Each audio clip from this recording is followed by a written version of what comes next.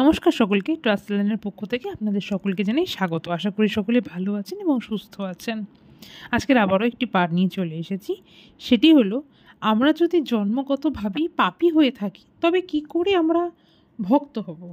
এখানে খুব সুন্দরভাবে শ্রীলা প্রভুপাদ উল্লেখ করেছেন, মানুষ যত পাপী হোক না কেন আমাদের জানতে হবে শুদ্ধ ভক্তের কৃপার ফলে পাপী মানুষেরাও তাদের পাপপঙ্কিল জীবন থেকে উদ্ধার হতে লাভ করতে পারবে।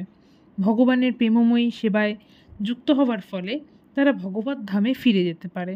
মানুষকে কেবল কৃষ্ণভক্তির পন্থার দ্বারা সমস্ত পাপ থেকে মুক্ত হতে হবে।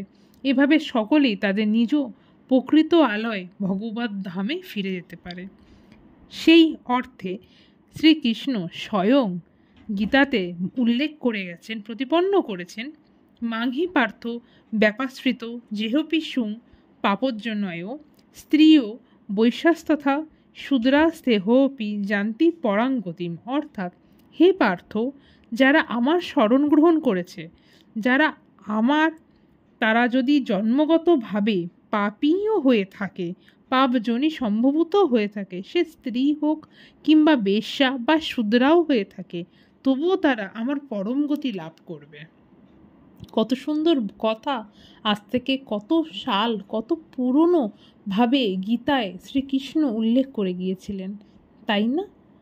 আপনাদের সবাইকে আমরা যেন সবাই এই গীতার বাণী পড়ে আমাদের নিজের জীবনে সাফল্য লাভ করতে পারি এবং জানতে পারি যে শ্রীকৃষ্ণ সঠিক হিন্দু শাস্ত্র নিয়ে কি বলে গিয়েছিলেন। হরে কৃষ্ণ সকলকে অনুরোধ রইল, হরে রাম রাম রাম হরে হরে, রাধে কৃষ্ণ কৃষ্ণ কৃষ্ণ রাধে রাধে, রাধে শ্যাম শ্যাম শ্যাম রাধে রাধে, রাধে রাধে। আমাদের চ্যানেলটি ভালো লেগে থাকলে চ্যানেলটি সাবস্ক্রাইব করতে ভুলবেন না এবং সকলের মাঝে আমাদের ভাবধারা, হিন্দু শাস্ত্রের ভাবধারা এগিয়ে নিয়ে ভুলবেন না। ধন্যবাদ।